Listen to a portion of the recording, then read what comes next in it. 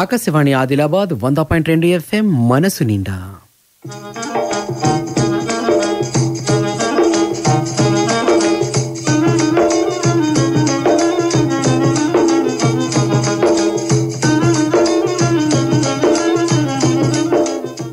కిసాన్ వాణి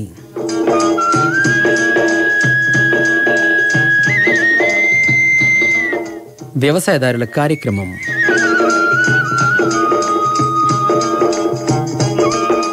ఇప్పటి కిసాన్ వాణి కార్యక్రమంలో వ్యవసాయంలో రసాయన ఎరువులు ఆదా చేయి పద్ధతులు ఈ అంశం గురించి ఆదిలాబాద్ వ్యవసాయ కళాశాల అసిస్టెంట్ ప్రొఫెసర్ డాక్టర్ ఎం సురేష్తో ముచ్చట.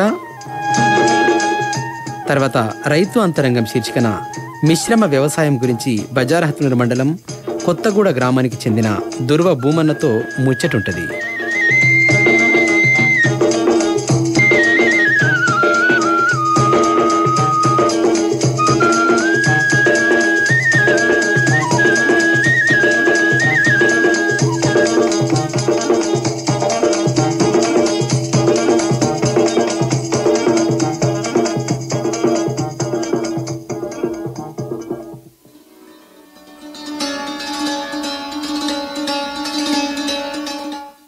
వాతావరణ సూచన. ఉమ్మడి ఆదిలాబాద్ జిల్లాలో రాగల 2 రోజుల్లో కొన్ని చోట్ల ఆకాశం మేఘావృతమై ఉంటుంది. పలు చోట్ల తేలికపాటి వర్షాలు కురిసే అవకాశం ఉంది. గాలిలో ఎక్కువ ఉష్ణోగ్రత 44 డిగ్రీల సెల్సియస్ గాను, తక్కువ ఉష్ణోగ్రత 25 డిగ్రీల సెల్సియస్ గాను నమోదు కావచ్చును. గాలిలో తేమ 36%. గంటకు 5 కిలోమీటర్ల వేగంతో గాలులు వీస్తాయి. ఇంతకుమించి వాతావరణంలో చెప్పుకోదగ్గ మార్పేమీ ఉండకపోవచ్చు.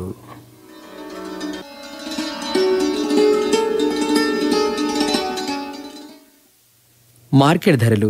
ఆదిలాబాద్ పట్టణంలో ఈరోజు క్వింటాల్ పత్తి ధర ప్రైవేట్ వారి ధర 7,100 రూపాయలు పలికింది. సిసిఐ వారి ధర క్వింటాల్ పత్తికి 6,920 రూపాయలు పలికింది. ఆకాశవాణి ఆదిలాబాద్ 100.2 FM మనస్సు నిండా. కిసాన్ వాణి కార్యక్రమం 7:45 దాకా ఉంటుంది.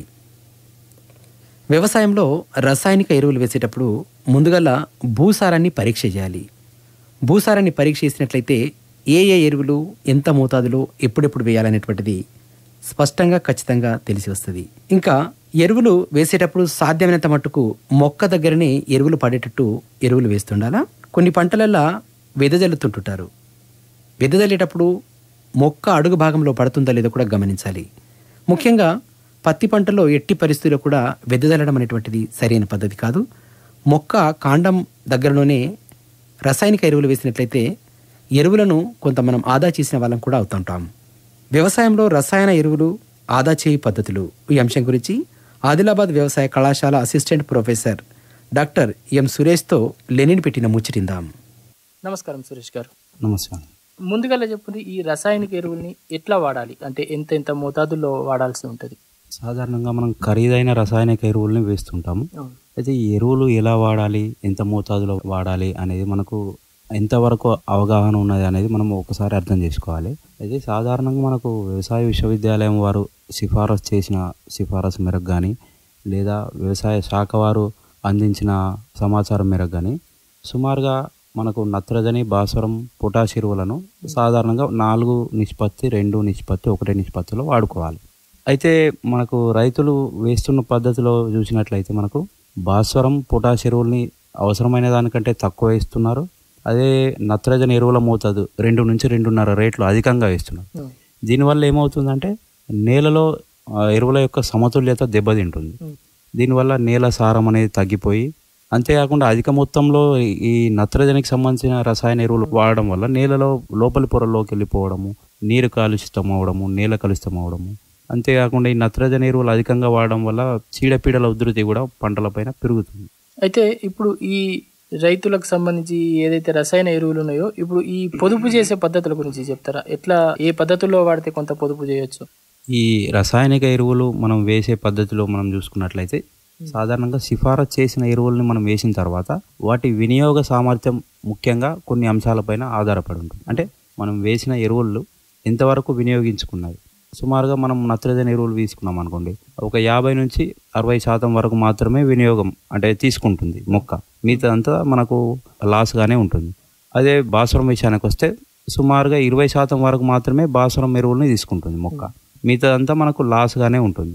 కాబట్టి ఇట్లా మనకు మొక్కకు కావాల్సిన ఎరువుల్ని మనం సమర్థవంతంగా వినియోగించుకోవాలంటే మనం కొన్ని పద్ధతులు పాటించాలి. అంటే కొన్ని అంశాలు మనం పరిగణలోకి తీసుకోవాలి. సాధారణంగా మనం ఎరువుల్ని ఎంత మోతాదులో వేస్తున్నాము, ఎరువులు వేసే పద్ధతి, మనం ఎటువంటి ఎరువుల్ని ఎంపిక చేసుకున్నాము, ఎరువుల్ని ఎన్ని దఫాలుగా వేసుకున్నాం అనేటివి మనము అంశాలను మనం తీసుకున్నట్లయితే పరిగణలోకి ఎరువులు ఎంత మోతాదులో వేసుకోవడం. ఎరువులు ఎంత మోతాదులో వేసుకోవాలంటే మనం ఇంతకుముందు చెప్పుకున్నట్లు 4:2:1 వాడుకోవాలి.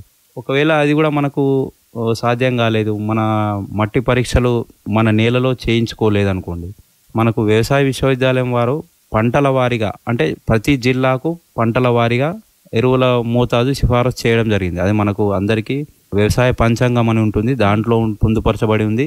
అంతేకాకుండా ఇప్పుడు ఈ మధ్య కాలంలో అందరికీ స్మార్ట్ ఫోన్లు ఉన్నాయి కాబట్టి మనకు మొబైల్లో కూడా వ్యవసాయ విశ్వవిద్యాలయం వెబ్సైట్ ఓపెన్ చేస్తే మనకు దాంట్లో మనకు క్షుణ్ణంగా క్లుప్తంగా ఉంటుంది. నెక్స్ట్ ఎరువులు వేసే పద్ధతి విషయానికి వస్తే మనం పంటల్ని బట్టి కొన్ని పంటలకు మనం వెదజల్లే పద్ధతులు వేస్తుంటాం, కొన్నింట్లో గుంత దవ్వ వేస్తుంటాం, కొన్నింట్లో మనము సీడ్ కమ్ ఫెర్టిలైజర్ డ్రిల్ ద్వారా వేస్తుంటాం, కొన్నింటికి సాళ్ళ మధ్యలో వేస్తుంటాం.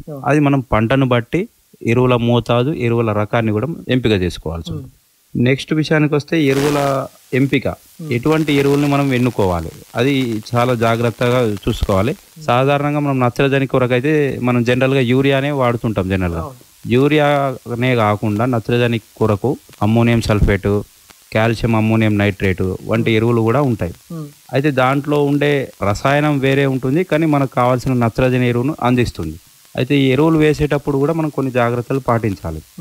నత్రజని ఎరువులు కావాలనుకుంటే మనం యూరియాతో పాటు వీటిని కూడా వేసుకోవచ్చు.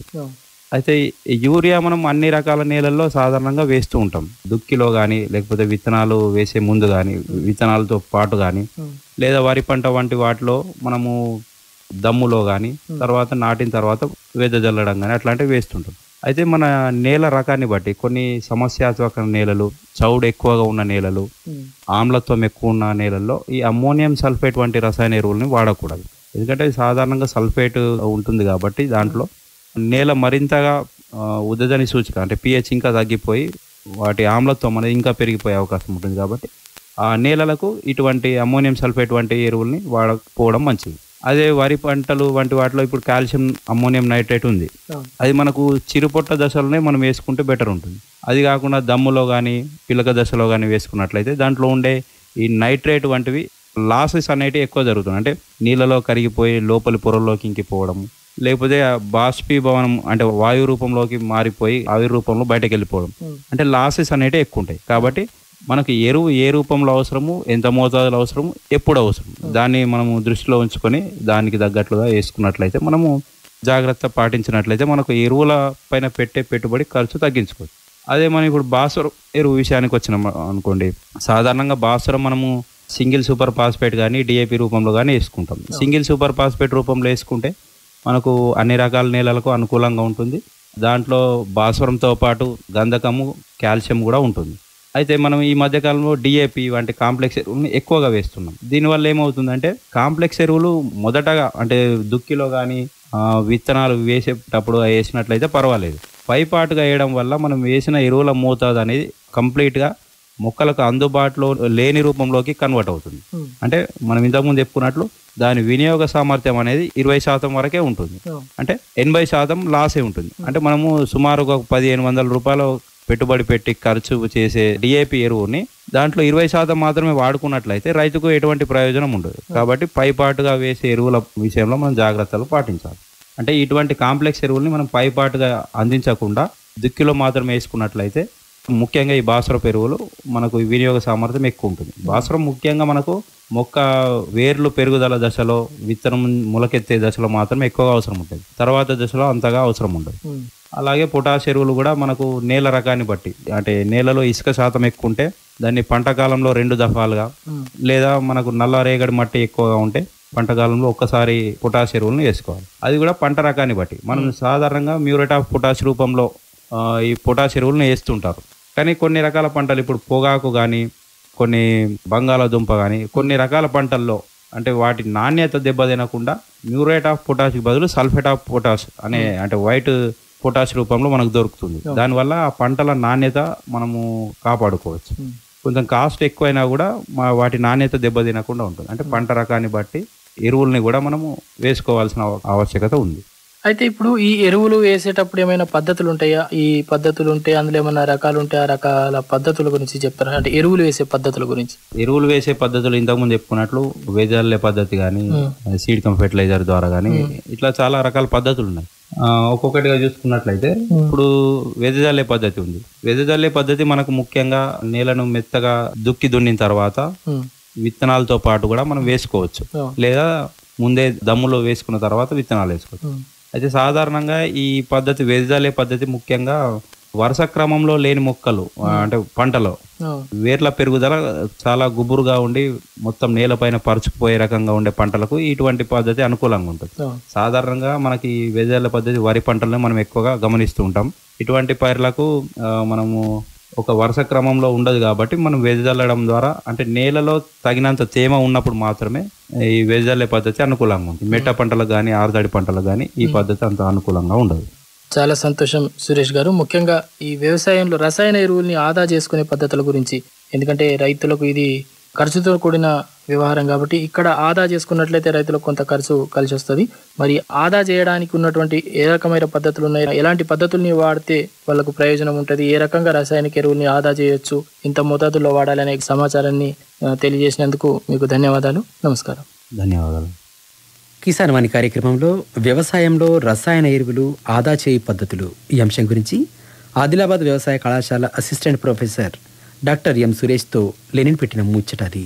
ఆకాశవాణి ఆదిలాబాద్ 100.2 FM మనసు నిండా. కిసాన్ వాణి కార్యక్రమం 7:45 దాకా ఉంటుంది.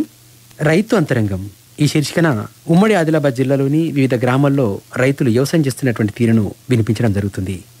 వారంలో 3 రోజులు, సోమవారం, గురువారం, శనివారం. అయితే రైతు అనేటప్పుడు వ్యవసాయం చేస్తుంటుంటే అన్ని రకాల పంటలు పండియాలా. ఒక పంట నష్టం వచ్చినా ఇంకొక పంటలో లాభాన్ని పొందవచ్చు. పండ్ల మొక్కలు కావచ్చు, అలాగే వ్యవసాయ పంటలే కావచ్చు, కూరగాయలే కావచ్చు, ఇంకా చేపలు పెంచడం, మేకలు పెంచడం, పశువులు పెంచడం, కోళ్ళు పెంచడం లాంటివి కూడా చేసినట్లయితే రైతు మరిన్ని లాభాలు పొందవచ్చు. నీళ్లు లేవని రైతు దిగులు పడే బదులు ఎన్ని బోర్లు వేసినా బోర్లు ఫెయిల్ అయినాయని చెప్పేసి రైతులు దిగులు పడుతుంటుంటారు. వాటికి బదులుగా 1 ఎకరమో 2 ఎకరాల్లోనో చెరువులు తవ్వించుకున్నట్లయితే వర్షాకాలం నీళ్ళన్నీ ఆ చెరువులో చేరుతాయి.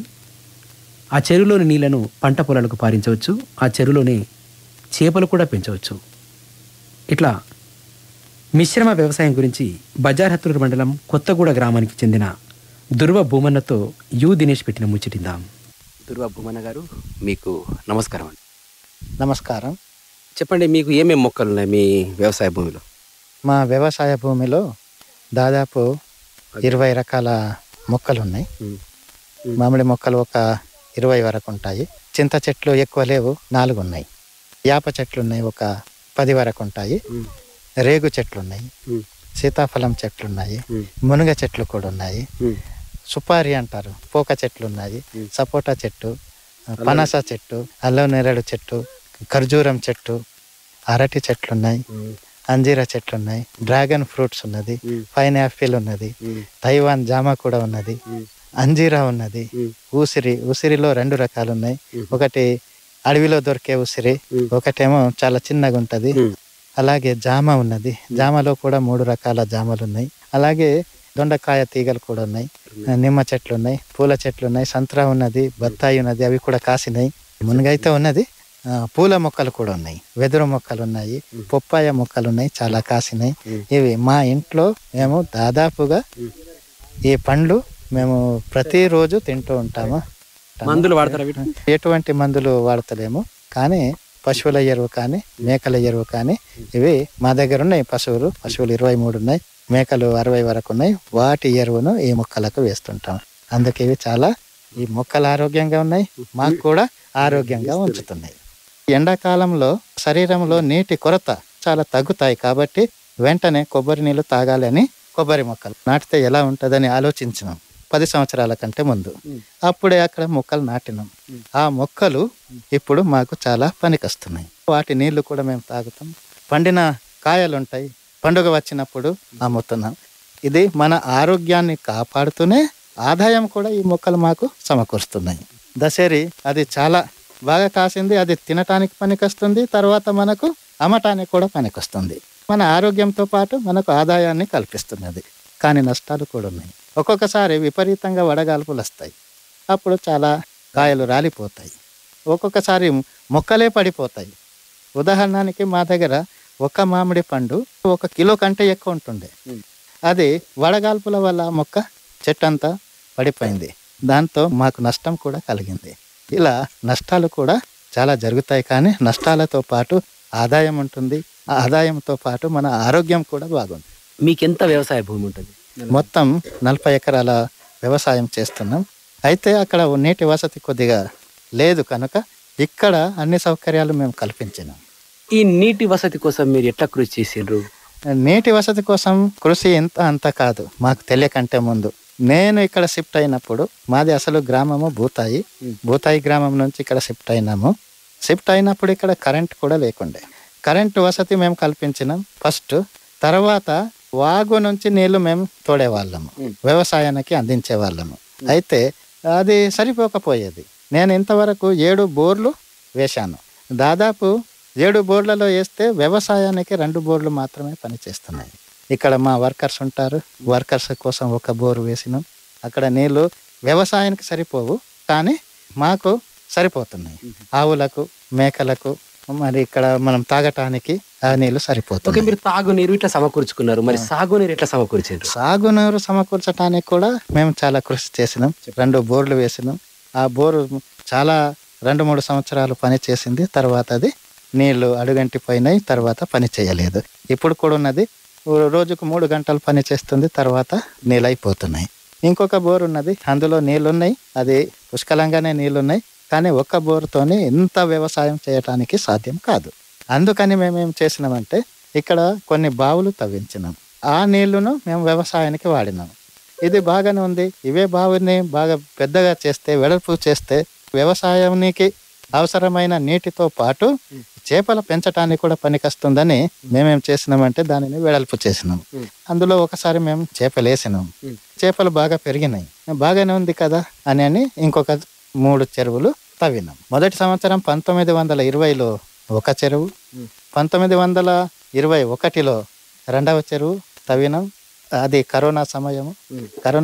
కానీ ఆ కరోనా సమయంలోనే మాకు చాలా అనుకూలించింది, పనులు బాగా జరిగినాయి. తర్వాత 2023 గత సంవత్సరంలో 2 చెరువులు మేము తవ్వినాం. ఆ చెరువు నీళ్ళే మేము వ్యవసాయానికి వాడుతున్నాం. ఈ చెరువులు తవ్వింది కదా, ఎంత విస్తీర్ణంలో ఈ చెరువులు తవ్విండ్రు మీరు? ఒకే చోట 4 చెరువులు ఉన్నాయి. అంటే ఒకదానికి ఆనుకొని ఇంకొకటి కుంటల్లాగా. ఇది 2 ఎకరాలలో ఉంటది. సగం ఎకరానికి 1 చెరువు. అంటే ఇట్లాంటి 4 చెరువులు ఉన్నాయి. ఈ 2 ఎకరాలలో మీరు చెరువు తవ్విండ్రు కదా, మరి ఎంత ఖర్చు వచ్చింది దీనికి? ఖర్చు చాలా ఎక్కువ అయింది. 15 లక్షల ఖర్చు అయింది. అసలైతే అంత ఖర్చు కావద్దు, కానీ మేము కొద్దిగా లోతు ఎక్కువ తవ్వినాం. అడుగు నుంచి నీళ్లు వస్తున్నాయని లోతు తవ్వినాం. ఎంత? 12 ఫీట్ల లోతు తవ్వినాం. అది 6 ఫీట్లే ఉండాలట, అంటే 6 ఫీట్లు ఎక్కువ తవ్వినాం. దీంతోనే మాకు ఖర్చు పెరిగింది. మళ్ళీ దాని ద్వారా మట్టి చెరువులో ఎంత వెళ్తుంది అని మేము అనుకోలేదు. ఆ చెరువుల నుంచి తీసిన మట్టిని మేము మా చేను బౌండరీ చుట్టూ మనం వేసినాం, మొరం వేసినాం.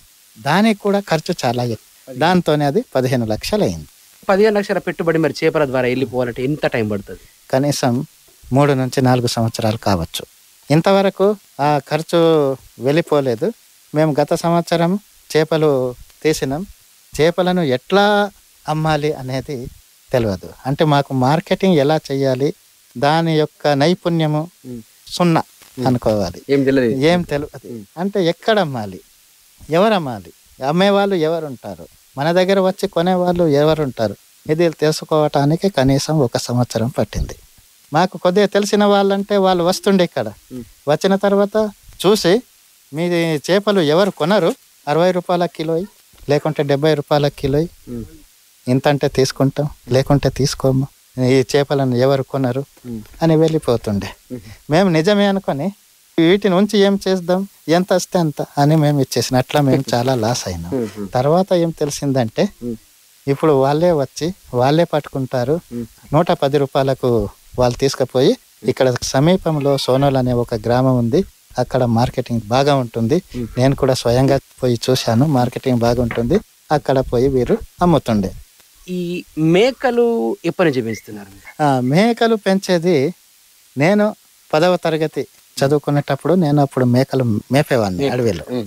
అయితే ఇక్కడ మేము ఎప్పుడైతే షిఫ్ట్ అయినామో, షిఫ్ట్ అయ్యి 2 సంవత్సరాల వరకు మాకు ఇక్కడ మేకలు మేము తీసుకోలేదు. అయితే మా బంధువులు ఉన్నారు, వాళ్ళు కేసులాగూడ అనే ఇందర్వెల్లి మండలంలో ఒక ఊరుంది, వాళ్ళ దగ్గర మేకలు ఉండే. అయితే మేము అడిగినాం, మీకు దగ్గర మేకలు ఉన్నాయి, మాకు కూడా ఒక మేక ఇవ్వండి అంటే వాళ్ళు సహృదయంతో ఆ మేక మాకు ఒకటి ఇచ్చారు, ఉచితంగానే ఇచ్చారు. ఆ మేకలు ఇప్పుడు 60 మేకలు అయినాయి. ఇప్పుడు 60 మేకలు అతని పుణ్యమే అనుకోవాలి. అతని పుణ్యమే అనుకోవాలి. ఎన్ని సంవత్సరాల క్రితం మేకలు ఇచ్చాడు? ఇది ఒక 6 సంవత్సరాలు అవుతుంది. 6 సంవత్సరాలు 60 మేకలు అయినాయి. 60 మేకలు అయినాయి. ఇంకా 60 కంటే ఎక్కువ అవుతుండే, కానీ అందులో మేక పోతులు ఉన్నాయి. ఏవైతే మేక పోతులు ఉన్నాయో ఆ మేక పోతులనే అమ్ముకుంటా మేము పోయినాం. ఇప్పుడు కూడా మా దగ్గర 3 మేకపోతులు ఉన్నాయి. ఒక్కొక్క మేకపోతుకు 10,000కు మేము అమ్ముతున్నాం. వాళ్ళే తెలిసిన వాళ్ళు వస్తారు, మేకలను తీసుకుపోతారు. అయితే కోళ్ళు కూడా మేము అలాగే చేసినాం. చెప్పండి, కోళ్ళు ఎలా పెంచుతున్నారు? కోళ్ళు ఒక మా బంధువు ఆమె పేరు లీలాబాయి, వాళ్ళ దగ్గర కోళ్ళు చాలా ఉండే. వాళ్ళకు కూడా నేను మేక ఎట్లా అడిగాను అట్లా అలాగే మాకు ఒక కోడి వేయమని అడిగాను ఉచితంగానే. ఇట్లా సరదాగా, మీకు ఎన్ని కోళ్ళు ఉన్నాయి కదా, మాకు కూడా ఒక కోడి ఇయ్యండి అంటే వాళ్ళు అప్పుడు నవ్వుకున్నారు. కానీ ఇస్తానా లేదు, నేను ఇయ్యా అని అనలేదు. అయితే మళ్ళీ వాళ్ళు మా అమ్మాయి దగ్గర వెళ్తామని వస్తూ వాళ్ళు 2 కోడి పిల్లలు కూడా తీసుకొచ్చిండ్రు. ఆ కోడి పిల్లలే మా దగ్గర ఇప్పుడు పెరుగుతున్నాయి. ఇవి 100 వరకు ఉంటాయి. 100 కోళ్ళు ఎన్ని సంవత్సరాలు? ఇది ఒక 3 సంవత్సరాలు అవుతుంది. 3 సంవత్సరాలు 100 కోళ్ళు. అయితే 100 కంటే ఎక్కువ అయ్యేటియే. ఎందుకంటే కొన్ని సమస్యలు ఉన్నాయి. వర్షాకాలంలో ఎట్లా వాటిని పెంచాలనేది మాకు తెలియదు. వర్షాకాలంలో ఒకేసారి 100 పిల్లలు చనిపోయినాయి. వాటికి ఏ మందులు ఇవ్వాలో తెలియదు. అయితే యూట్యూబ్ ద్వారానో కొన్ని సమాచార ప్రసార మాధ్యమాల ద్వారానో కొంత సమాచారం అందుకొని వాటిని ఇప్పుడు నేనే స్వయంగా ఏదైనా రోగం వస్తే నేనే ట్రీట్మెంట్ చేస్తుంటా. మేకలకు కూడా నేనే ట్రీట్మెంట్ చేస్తుంటా. డాక్టర్ గా కూడా తయారైంది. వెటర్నరీ డాక్టర్ లాగా కూడా నేను మందులు వాటికి ఇస్తా. ఏదైనా కఠినమైన సమస్య, తెలియని సమస్య ఏదైనా ఉంటే నేను డాక్టర్కు ఫోన్ చేస్తాను, వారు వస్తారు, ట్రీట్మెంట్ ఇస్తారు. ఇచ్చిన తర్వాత దీనికి ఇలా అయితే ఇలా చెయ్యాలి అని మాకు సలహాలు ఇస్తారు. చెప్పండి, ఈ పామ్ ఆయిల్ ఎప్పుడు వేసారు, ఎంత ఉంది? Palm oil horticulture officer Srikaran అనే ఒక ఆఫీసర్ ఉన్నారు. ఆయనకు ఎవరో చెప్పారు, మొక్కలంటే ఫలానా వ్యక్తి ఉన్నారు, మీరు ఆయన దగ్గర పోతే ఆయన మొక్కలు పెంచుతారు. ఎందుకంటే ఆయన దగ్గర చాలా రకాల మొక్కలు ఉన్నాయి, మొక్కలకు చాలా ప్రేమతో పెంచుతున్నాడు, మొక్కల ప్రేమికుడు అని చెప్పిండట. ఆయన హార్టికల్చర్ ఆఫీసర్ నా దగ్గర వస్తే దానికంటే ముందు నాకు ఫామ్ ఆయిల్ గురించి నాకు కొంత అవగాహన ఉండే. అని ఇట్లా పెడితే బాగుంటుంది ఏమో నేను అదే ఆలోచిస్తూ ఉంటే ఆఫీసర్ వచ్చిండు, మేము ఇట్లా వచ్చాము, ఫామ్ ఆయిల్ మీరు మొక్కలు పెడితే మీరు ఎస్టీ కాబట్టి మీకు ఫుల్ సబ్సిడీతోనే మీకు మొక్కలు ఇస్తాము, మీరు కేవలం GST మీరు కట్టండి అని అంటే నాకు ముందే పెంచాలని ఉండే కాబట్టి వెంటనే నేను ఒప్పుకున్నాను.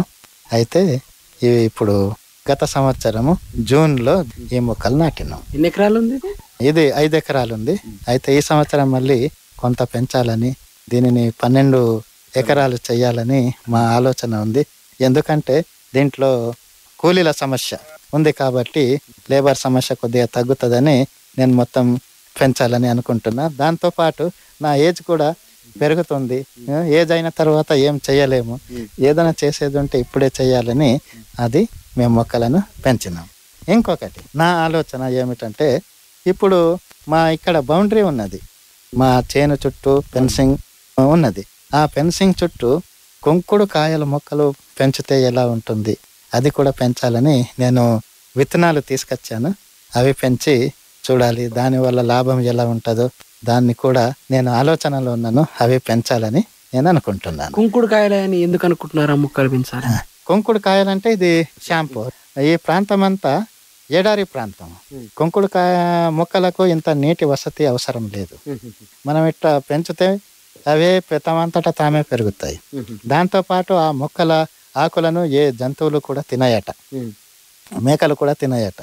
మేము ఇప్పుడు ఇక్కడ మామిడి మొక్కలు నాటినాం.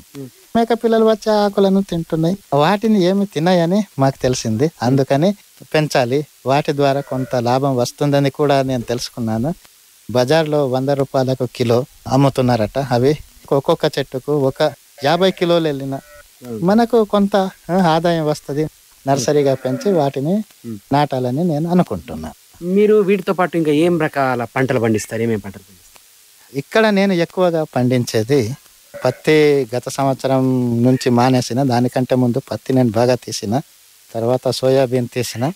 ఈ సంవత్సరమేమో సోయాబీన్ పంట అంతర్ పంటగా కంది పంట వేసిన. ఇప్పుడేమో జొన్న ఉన్నది, శనగ పంట కూడా తీసిన. ఈ పంటలు పండించినప్పుడు రైతుకు ఆహారం దొరుకుతుంది, ఆహార ధాన్యాలకు పనికొస్తుంది. అమ్ముదామంటే వాటికి రేట్ ఉండదు. ఒకసారి అమ్మిన రైతు వాటినే మళ్ళీ తీసుకోవాలంటే డబుల్ అవుతుంది రేటు. అయితే వీటికి బదులు మనమే డైరెక్ట్ కస్టమర్కి అమ్మితే ఎట్లా ఉంటుంది అనేది ఆలోచించి ఇక మనమే పండించిన పంటలకు మనమే డైరెక్ట్గా కన్జ్యూమర్కు, కస్టమర్కు, వినియోగదారునికే అమ్మాలి అనే ఆలోచనతో మేమున్నాం.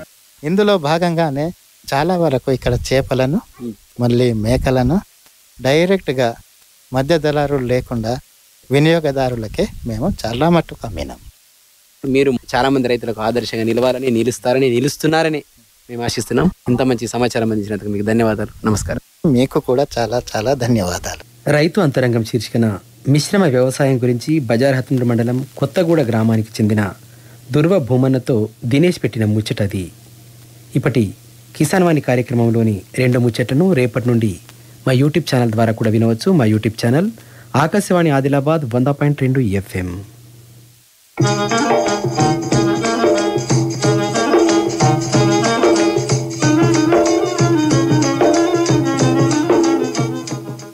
రేపు సాయంత్రం 7:00 ఇల్లు వ్యవసాయం కార్యక్రమంలో ఫోన్ ఇన్ ప్రత్యక్ష ప్రసారం ఉంటుంది. వివిధ వేసవి పంటల్లో తెగుళ్ల యాజమాన్యం ఈ అంశం గురించి రైతు సోదరులు టెలిఫోన్ ద్వారా అడిగిన ప్రశ్నలు, సందేహాలకు ఆదిలాబాద్ వ్యవసాయ కళాశాల associate professor doctor B Rajeshwari సమాధానాలు ఉంటాయి.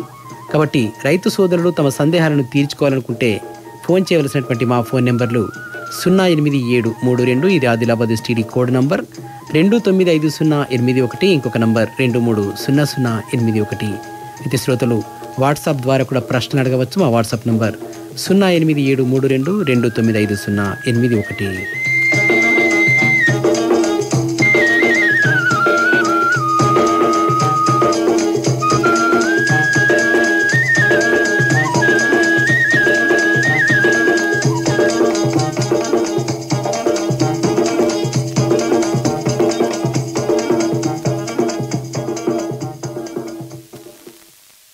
కిసాన్ వాణి వ్యవసాయదారుల కార్యక్రమం సమాప్తం. ఆకాశవాణి ఆదిలాబాద్ 100.2 FM మనసు నిండా.